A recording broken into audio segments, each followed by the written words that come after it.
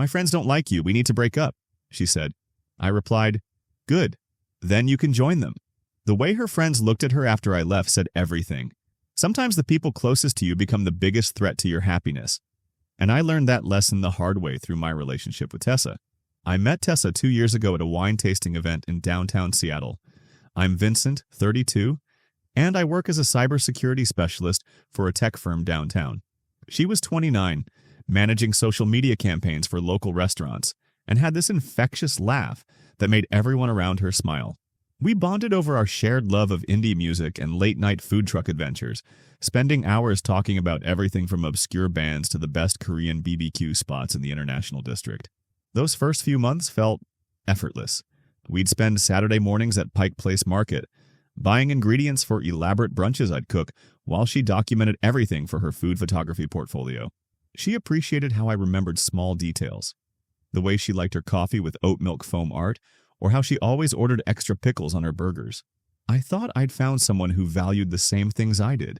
Genuine connection, shared experiences, building something meaningful together. After 8 months of weekend adventures and quiet weeknight dinners, we moved in together. My Capitol Hill apartment had space for her photography equipment, and she loved the view of Elliott Bay from the bedroom window. Everything seemed perfect until I started noticing how different she became around her friend group. The first time I met her college friends at Kelsey's housewarming party, I could feel their judgment immediately. Kelsey Williams, her best friend since freshman year, made a point of asking about my boring tech job while emphasizing how Tessa used to date creative types. Her other friends, Sarah, Monica, and Jenna, seemed to view me as some kind of temporary entertainment, constantly referencing inside jokes I couldn't understand, and making comments about how Tessa used to be more fun. Tessa would explain apologetically when I declined their invitations to crowded clubs or expensive wine bars where conversation was impossible. I wasn't antisocial. I enjoyed dinner parties, board game nights, small gatherings where people actually talked to each other. But her friends interpreted my preference for meaningful interaction over loud chaos as some kind of character flaw. The passive-aggressive comments started subtle. Kelsey would express mock surprise when Tessa showed up alone to their weekly happy hours, making pointed remarks about how it must be nice having a boyfriend who controls your social calendar. I tried addressing it directly once during a group dinner, where the conversation kept turning to relationships and how important it was for partners to support each other's independence. When I mentioned that couples should definitely maintain their individual friendships while building something together, Kelsey replied that actions speak louder than words. Tessa squeezed my hand under the table but didn't defend me. That silence spoke volumes about where her loyalties lay and what I was really dealing with. The real problem wasn't my personality, it was that I disrupted their dynamic. This friend group had been inseparable since college, spending every weekend together, taking group vacations, making collective decisions about everything from career moves to dating choices. They'd grown comfortable having Tessa available whenever they wanted, and a serious relationship threatened that arrangement. After social events with them, Tessa started apologizing for my behavior. She'd suggest that the girls thought I seemed standoffish and maybe I could try engaging more next time. When I pointed out that I'd spent hours asking about their work projects and listening to Sarah complain about her dating life, Tessa would insist that I seemed like I didn't want to be there. She wasn't wrong about that last part, but I kept trying because Tessa mattered to me. The breaking point came during a game night at Monica's apartment. I'd brought a strategy board game I thought everyone might enjoy, something that would encourage actual conversation and interaction. Instead, they spent the evening on their phones, half-heartedly playing, while discussing people I didn't know and events I hadn't attended. Jenna complained that the game was too complicated for casual play, while Kelsey made pointed comments about my tech background and tendency to optimize everything. I realized in that moment that nothing I did would ever be good enough for them. If I was quiet, I was standoffish. If I contributed, I was trying too hard. If I planned activities, I was controlling. If I let them plan, I was disengaged. They'd decided I didn't belong, and every interaction was filtered through that predetermined judgment. The car ride home was tense. Tessa gripped the steering wheel tighter than necessary, her jaw set in that way that meant she was building up to something. She finally told me that her friends thought I didn't like them, and maybe I could try harder to fit in and show them that I cared about what mattered to her. I pointed out that what mattered to her should be our relationship, not their approval, but she insisted it wasn't about approval. It was about being part of her life. I could see what was really happening, though. Her friends had created an us versus him dynamic, and she was starting to choose sides. The woman who used to light up when I walked into a room was now apologizing for my existence to people who'd never given me a fair chance. That night, lying in bed while she scrolled through group texts about the evening, I realized our relationship was being evaluated by committee, and the committee had already reached their verdict. The final confrontation came 3 weeks later when Kelsey invited everyone to her birthday celebration at some trendy rooftop bar in Belltown. The cover charge was $40, drinks started at $18, and the music was loud enough to make conversation impossible. I politely declined, suggesting Tessa and I could take Kelsey out for a nice dinner the following weekend instead. Tessa exploded, accusing me of never wanting to do anything with her friends and always having excuses about noise or crowds or expense. When I explained that I genuinely didn't enjoy spending money I worked hard for just to stand around shouting over music while her friends ignored me, she claimed they didn't ignore me and that I just didn't make an effort. I asked when any of them had last shown interest in my life, my work, or anything that mattered to me. She couldn't answer. Then came the revelation that shattered everything I thought I knew about our relationship. Tessa admitted that this was exactly what her friends had predicted would happen, that they'd warned her I would try to isolate her from them. When I pointed out that I'd never asked her to stop seeing them, just didn't want to pretend I enjoyed being treated like an unwelcome guest, she revealed something that made my blood run cold. Kelsey had been recording some of our conversations, not just overhearing them, but actively recording clips when I'd call or text while Tessa was hanging out with them. She'd been analyzing my word choices to build a case about my supposedly manipulative communication style. A simple text suggesting we grab dinner together instead of going to an expensive wine bar had been reframed as evidence that I was trying to make Tessa feel guilty for choosing them over me. The scope of this violation slowly became clear as Tessa explained how Kelsey had convinced her that my phrasing was designed to be possessive and controlling. Every quiet dinner we'd shared, every declined invitation, every moment we'd spent building our relationship had been dissected and reframed as evidence of my manipulative nature. No wonder Tessa's friends had such strong opinions about our relationship. They'd been fed a carefully curated narrative designed to make me look like an abuser. I tried to make Tessa understand that friends support your happiness rather than sabotage your relationships, but she'd already accepted their version of reality. According to Kelsey's narrative, I was the villain trying to steal Tessa away from her support system. Every text message, every phone call, every casual conversation had been weaponized against me through secretly recorded evidence taken out of context. Tessa defended this behavior as friends looking out for her best interests, insisting that's what friends do. When I pointed out that friends support your happiness rather than build cases against your boyfriend, she countered that I was the one creating conflict by refusing to integrate into her social life. The conversation revealed how thoroughly she'd been programmed to see my reasonable boundaries as character defects. After knowing her friends since college and me for only 2 years, she'd decided that maintaining her friendships was more important than staying in a relationship that caused this much conflict. She told me she couldn't keep doing this. The constant tension, the arguments about every social event, the exhaustion of mediating between me and people she'd known for nearly a decade. When she said that maintaining her friendships was more important than our relationship, something clicked into place for me. I told her that if Kelsey's approval mattered more than what we'd built together, she should be with people who made her feel that way. She looked genuinely surprised, like she'd expected me to plead or bargain, or promise to change my fundamental personality to fit their expectations. Instead, I felt an unexpected sense of relief. After months of feeling like I had to justify my existence to people who'd decided to hate me before they'd even gotten to know me, the idea of walking away felt like freedom. I wasn't going to fight for someone who'd already decided her friends' opinions mattered more than our relationship. Tessa accused me of just giving up, of not fighting for what we'd built together. But I pointed out that I wasn't giving up. I was accepting what she'd told me. Her friends were more important than I was, and I respected that decision. She grabbed her keys and phone, tears starting to form, announcing she'd stay at Kelsey's that night while we both took some space to think. After she left, I sat in our suddenly quiet apartment and realized how much tension I'd been carrying for months. I'd been trying to be someone who could earn her friends' approval, moderating my personality, second-guessing every interaction, apologizing for preferences and boundaries that were completely reasonable. For the first time in months, I enjoyed a peaceful evening without analyzing whether my choices would be judged by committee. My phone buzzed with texts from Tessa throughout the night, but I didn't read them. If she'd made her choice, we were done. I wasn't interested in being someone's backup plan when their primary social group decided to approve of me again. By morning, I'd started packing my things, ready to leave behind an apartment full of memories and a relationship that had become a constant battlefield. If she wanted to choose her friends over our relationship, she could have everything we'd shared and all the memories that came with it. I was done competing with people who'd never wanted me to win in the first place. The woman who'd called me her financial safety net instead of her boyfriend had finally made her priorities crystal clear. Part 3. 2 days later, my coworker Marcus dropped a bombshell that changed everything I thought I knew about the situation.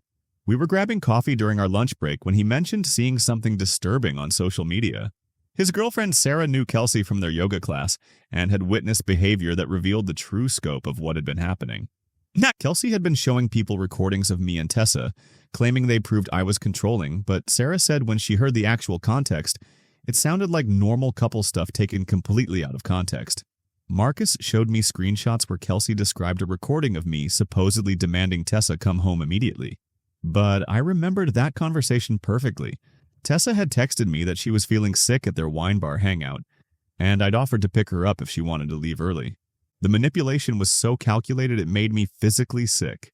Every text message, every phone call, every casual conversation had been weaponized against me through carefully curated narratives designed to make me look like a controlling manipulator.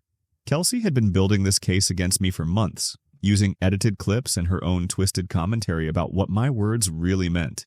Even worse, Marcus revealed that Kelsey had admitted she'd done this with Tessa's other boyfriends too. She had a whole system for sabotaging relationships she didn't approve of, recording conversations and building cases against men, using the same tactics she'd deployed against me. This wasn't spontaneous concern for her friend. It was a deliberate pattern of manipulation spanning years. That evening, I decided to confront Tessa directly about what I'd discovered. She'd been texting me for 2 days, alternating between anger and confusion, clearly torn between missing me and maintaining her position that her friends were justified in their concerns. When we met at that coffee shop on Pine Street where we'd had our first real conversation, the atmosphere felt like a business meeting about to end badly.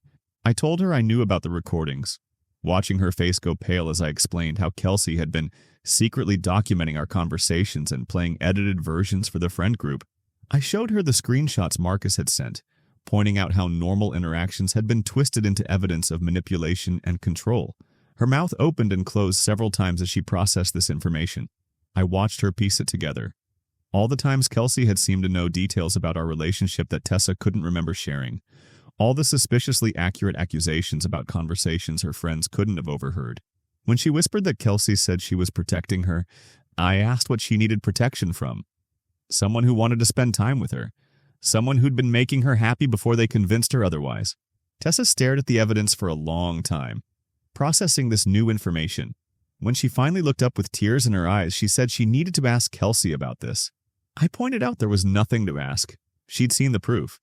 But even confronted with documented manipulation, Tessa was still giving Kelsey the benefit of the doubt she'd never extended to me. She defended her 8-year friendship over the evidence in front of her, suggesting maybe Kelsey was just worried and made some poor choices. When I explained that secretly recording our private conversations for months and convincing her our relationship was toxic wasn't worry but systematic sabotage, she still couldn't bring herself to accept what the proof clearly showed. We sat in silence for several minutes while she struggled between what she'd discovered and what she wanted to believe about people she'd trusted for nearly a decade.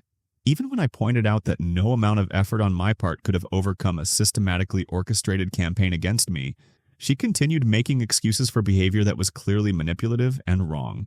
When she said she needed time to process this information, I told her to take all the time she needed. But I also asked her to consider one question. If Kelsey was really looking out for her best interests, why did she need to secretly record us and lie about what she heard? The evidence spoke for itself, but Tessa was choosing to remain willfully blind to what it revealed. I left her sitting in that booth, staring at proof of her best friend's betrayal. Part of me hoped she'd choose truth over convenience, but I wasn't holding my breath. After 2 years of watching her prioritize her friends' opinions over our relationship, I knew where her loyalties lay. The woman who could dismiss documented evidence in favor of loyalty had already shown me who she really was. 3 days later, she texted me that Kelsey had explained everything, and I was twisting the situation to make myself look innocent. That's when I knew for certain that our relationship was over, and I'd dodged a bullet I hadn't even realized was aimed at me. Even confronted with proof of manipulation, she'd chosen the manipulator over the truth. The friend group had created such a powerful us versus him dynamic that Tessa couldn't see past it even with evidence of deception right in front of her. They'd convinced her that questioning their behavior was betrayal, that choosing her boyfriend over their collective judgment was weakness. In the end, she'd rather believe comfortable lies than face uncomfortable truths about people she'd trusted. 3 weeks after our final conversation, Marcus brought me news that revealed the true scope of what had been happening. His girlfriend Sarah had witnessed something at yoga class that changed everything we thought we knew about Kelsey's motivations. Tessa had found something at Kelsey's place that exposed the real reason behind years of relationship sabotage. Kelsey had left her laptop open at Tessa's apartment, and Tessa had discovered a folder full of love letters. Not just any love letters. Letters Kelsey had written to Tessa but never sent, documenting feelings that went back 5 years. Every boyfriend Tessa had during that time, Kelsey had systematically destroyed using the same recording tactics she'd used on me. She'd been in love with Tessa the entire time and couldn't handle losing her to romantic relationships. The calculated nature of it was breathtaking. While I'd been trying to build a genuine relationship with Tessa, Kelsey had been working behind the scenes to destroy it, all while maintaining the facade of a concerned best friend. The letters included detailed plans about protecting Tessa from men who weren't worthy of her, with the most recent entries specifically mentioning me as a threat to their friendship. Marcus explained that the letters outlined strategies to make Tessa see my true character, documenting Kelsey's feelings and her systematic approach to eliminating competition for Tessa's attention and affection. This wasn't about my personality or compatibility with their friend group. It was about removing any romantic rival who might take Tessa away from someone who'd been obsessed with her for years. The pattern went back to college and included details about other guys Tessa had dated. A teacher named David, who Kelsey convinced was using Tessa for emotional support. A marketing guy named Alex, who she claimed was financially irresponsible after she'd manipulated situations to make him look bad with money. Every serious relationship Tessa had attempted, Kelsey had found ways to sabotage through manufactured crises and manipulated evidence. I thought about Tessa's dating history, how she'd always described her past relationships as disappointing, how the guys had all seemed perfect initially but revealed concerning character flaws that her friends had helped her recognize. Now I understood those weren't character flaws. They were carefully constructed narratives designed to end relationships that threatened Kelsey's position in Tessa's life. According to Sarah, when Tessa confronted Kelsey about the letters, she initially tried to claim they were just fantasy, creative writing she'd never intended to act on. But when pressed about specific incidents with Tessa's ex-boyfriends, moments where she'd been the one to point out their flaws or create situations that led to breakups, Kelsey broke down completely. She admitted she couldn't handle sharing Tessa with romantic partners and had convinced herself she was protecting her from men who would eventually hurt her anyway. The friend group had become unwitting weapons in Kelsey's campaign to isolate Tessa from romantic love. Monica, Sarah, and Jenna had no idea about Kelsey's true motivations, but they'd been influenced by her narratives for years, genuinely believing they were helping Tessa avoid bad relationships. When Tessa tried to explain the situation to the rest of the friend group, they turned on her for questioning their loyalty. Rather than examining their role in years of manipulation, they'd chosen to see Tessa as the problem for daring to challenge their collective judgment. They revealed their toxic need to control her personal life rather than support her happiness. That afternoon, my phone rang with Tessa's name for the first time in 3 weeks. Her voice was hoarse as she tried to deliver what she called the biggest apology of her life. She explained how she'd accused me of lying when I'd showed her evidence of manipulation, choosing to believe Kelsey's explanation that I was twisting screenshots and trying to turn her against her friends. She'd found the letters by accident and discovered documentation of feelings and plans to eliminate men from her life so Kelsey could have her all to herself. The letters specifically mentioned me as the biggest threat Kelsey had ever encountered because I made Tessa genuinely happy. She was terrified Tessa would choose me over the friend group, so she'd escalated her tactics. But even with this complete revelation, I couldn't bring myself to consider reconciliation.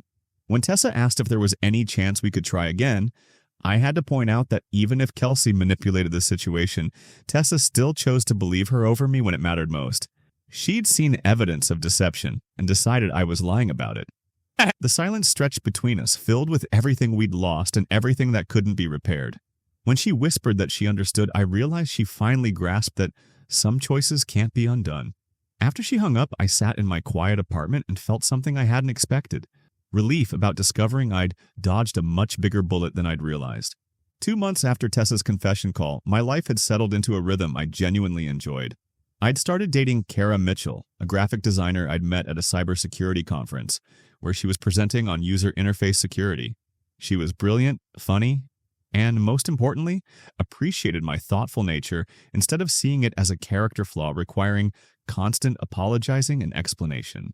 The contrast with my relationship with Tessa was striking from the beginning. Kara valued the same qualities that Tessa's friends had convinced her were problematic.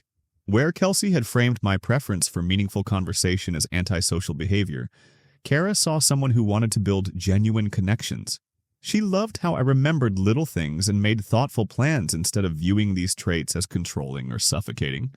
We'd been seeing each other for 6 weeks when Tessa's desperate reconciliation attempts began in earnest. Text messages arrived at all hours.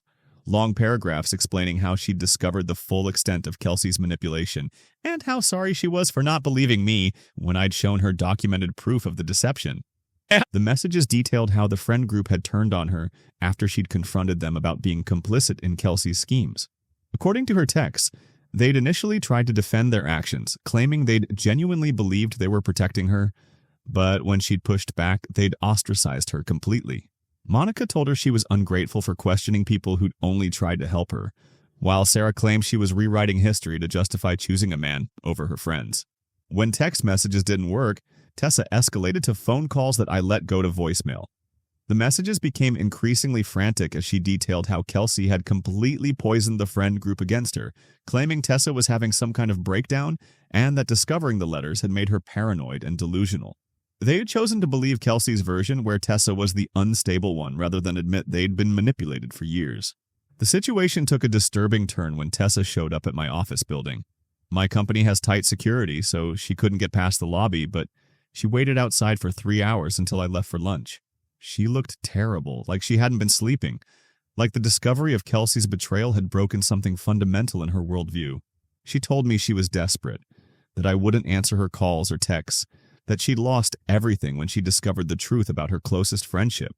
She explained how she'd lost 8 years of friendship when she'd confronted them about their role in destroying her relationships, and that I was the only genuine connection she'd had.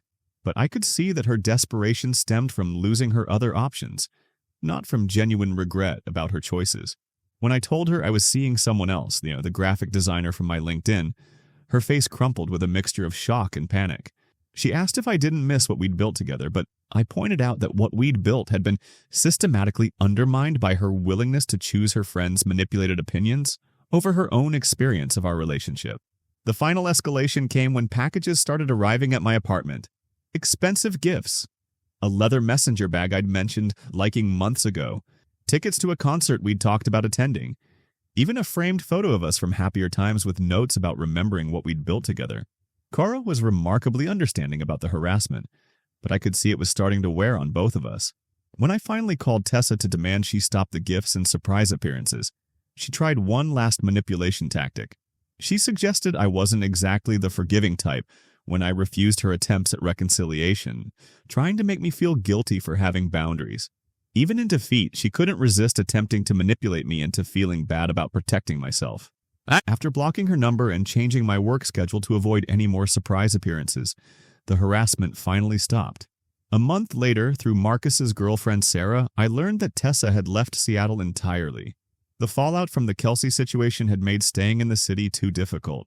Too many people knew the story. Too many social circles had been contaminated by the drama. I felt a mixture of relief and genuine sadness. Relief that the harassment had ended, but sadness that someone's life had imploded so completely. Even though she'd chosen poorly during our relationship, I didn't take pleasure in her suffering, but I also knew I'd made the right choice in refusing reconciliation.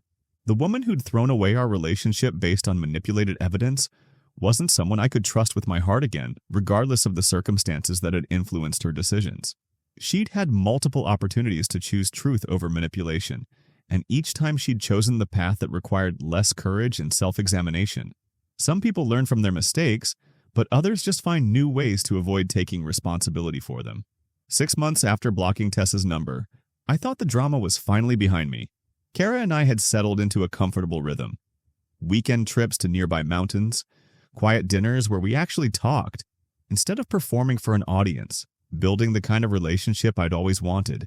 Then we walked into Victrola Coffee on Capitol Hill for our usual Saturday morning routine, and everything exploded again. Kara was at the counter ordering our drinks while I found a table near the window. The same spot where Tessa and I used to spend weekend mornings working on our laptops, back when I thought we were building something permanent. I was checking emails when I heard a familiar voice behind me and turned to find Tessa standing 3 feet away. She looked like she'd lost 20 pounds and aged 5 years. Her hair was shorter, darker, and she had that hollow look of someone who'd been through hell and hadn't quite climbed back out. She couldn't believe I was there, mentioning how this used to be our place where we'd sit and plan our weeks together. I could see other customers starting to pay attention as her voice got louder. What followed was a painful public confrontation, where Tessa loudly proclaimed that she'd figured everything out. About Kelsey, about the manipulation, about how she'd been programmed to destroy our relationship. But more than that, she insisted I was the only man who'd ever really loved her for who she was, pointing directly at Kara and declaring she was just a rebound, a consolation prize because I couldn't have her. The audacity of it took my breath away. After months of harassment, after choosing her manipulative friends over our relationship, she was claiming ownership of my emotions and dismissing my current relationship as meaningless. When Kara approached with our coffee cups and politely introduced herself, Tessa made it clear she considered herself more important due to our history and connection. Tessa insisted that what we'd had was deeper than anything I could build with someone I barely knew, positioning herself as the real love, and Kara as a temporary placeholder. She suggested I was settling for someone safe and convenient instead of fighting for what we could rebuild together, using psychological manipulation to undermine both my feelings for Kara and Kara's confidence in our relationship. The coffee shop went quiet around us as Tessa's desperation became more obvious. Even the barista stopped grinding beans as she demanded I tell Kara that what we'd had was deeper than anything I could build with someone I barely knew. Other customers were openly watching now, some recording with their phones, realizing this confrontation was about to become social media content. Kara handled herself with remarkable composure, calmly explaining that Vincent and I were very happy together and had been building something real for months.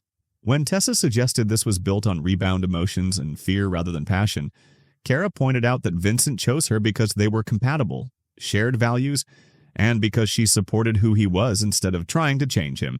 The truth of Kara's words hit home, and I could see Tessa's expression shift from anger to something that looked like panic. When she grabbed my arm, begging for just 5 minutes alone to explain everything she'd learned, I gently removed her hand and told her there was nothing left to explain. I'd moved on with someone who valued the same things I did. As we gathered our things to leave, Tessa's final desperate cry revealed everything wrong with her approach. She shouted that I'd regret this, that I'd realize what I'd lost and it would be too late. Even in this moment, she was focused on competition and comparison instead of genuine growth or understanding of why our relationship had failed. Later that day, Marcus texted me a link to a TikTok video someone had recorded of Tessa's outburst, posted with the caption about exes who can't accept you've moved on. The comments were brutal. Hundreds of people calling her desperate, crazy, embarrassing. But the worst part was seeing a comment from Kelsey Williams, mocking Tessa's breakdown and claiming she'd predicted this would happen eventually. Even after everything she'd done to sabotage Tessa's relationships, Kelsey was still publicly humiliating her former friend. The friend group that had enabled years of manipulation was now participating in mocking the person they'd helped destroy. The manipulation had come full circle. The very people who'd convinced Tessa to abandon genuine love were now abandoning her in her moment of complete vulnerability. That evening, my phone buzzed with a text from an unknown number, clearly from Tessa using someone else's phone. She apologized for the scene I'd witnessed and claimed she was getting help and wouldn't contact me again.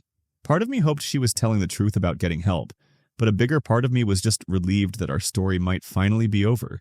1 year later, I was standing on a ridge overlooking Mount Rainier, holding an engagement ring and planning the most important conversation of my life. Kara was photographing the sunrise, completely unaware that I'd been carrying the ring for 3 days, waiting for the perfect moment. We'd driven up for a weekend camping trip, something that had become our favorite way to disconnect from the city and reconnect with each other. When she turned around and saw me on one knee, her face went through every emotion possible in about 3 seconds. Joy, surprise, tears, laughter, and finally pure happiness as she said yes without hesitation. The ring fit perfectly, and we spent the next hour talking about our future while watching the sun illuminate the mountain peaks around us. No drama, no external pressure, no friends telling her she was making the wrong choice. Kara loved how I'd proposed no audience, no performance, just us in a place that mattered to both of us. I told her I'd learned something from my last relationship about the difference between genuine moments and social media moments. We drove back to Seattle engaged, planning a small ceremony for the following spring with just immediate family and closest friends, people who'd supported our relationship from the beginning. 3 months after our engagement, I got unexpected news about Tessa through the usual grapevine. Marcus's girlfriend Sarah had heard through her yoga network that Tessa had moved to Portland, started therapy, and was slowly rebuilding her life away from the toxic social dynamics that had defined her 20s. She'd apparently cut all contact with that friend group and started completely over with a new job and apartment. 2 weeks before our wedding, I received a LinkedIn message that made my stomach drop initially, but actually demonstrated genuine growth. Tessa had heard about my engagement through mutual connections and wanted to send congratulations while apologizing one final time for how she'd handled everything between us. She explained that she'd been in therapy for 8 months, working on understanding why she'd chosen manipulation and external validation over genuine love. The message wasn't manipulative or demanding like her previous communications. She took full responsibility for losing the best relationship she'd ever had because she was too insecure to trust her own judgment over other people's opinions. She wasn't reaching out for reconciliation or anything that would interfere with my happiness. She just wanted me to know she'd learned to recognize what she'd had and hoped Kara appreciated the thoughtful, caring man she was marrying. I showed the message to Kara, who read it with interest rather than concern, noting that it actually sounded like genuine growth. When she asked if I wanted to respond, I thought about it for a long moment. The woman who'd written that message sounded like someone who'd done real work on herself, but she was also someone who'd had the chance to choose growth during our relationship and had chosen differently. I decided not to respond, believing some chapters are meant to stay closed. Kara agreed this was wise. I could appreciate Tessa's growth without reopening communication. Our wedding day was everything I'd hoped for. Small, intimate, meaningful. Kara looked stunning in a simple dress she'd chosen because she loved it, not because it would photograph well for social media. During our first dance, Kara thanked me for waiting for her, and I told her thank you for being worth waiting for. 6 months into marriage, we bought a house in Ballard with a view of the sound and space for the home offices we both needed. We adopted a rescue dog named Charlie who had anxiety issues but responded well to patience and consistency. The final chapter came a year and a half after our wedding, when Marcus mentioned that Sarah had run into Tessa at a coffee shop in Portland, where she was with a man who seemed genuinely kind and attentive. Sarah said she looked really healthy, like she'd found some peace, and the guy treated her like she mattered in a normal way, not like she was some prize he'd won. When Tessa asked about me, just how I was doing and if I seemed happy, Sarah mentioned I was married and had bought a house. Tessa smiled and said she was glad I'd found what I was looking for. That response told me everything I needed to know about her growth. She'd finally learned to value genuine happiness over possession and competition. Sometimes the best revenge isn't proving someone wrong. It's proving yourself right by building the life you always knew you deserved. Tessa had taught me to recognize manipulation, but Kara had taught me to recognize real love. The qualities that had made me boring to Tessa's friend group were exactly what made Kara feel secure and cherished. In the end, that made all the difference.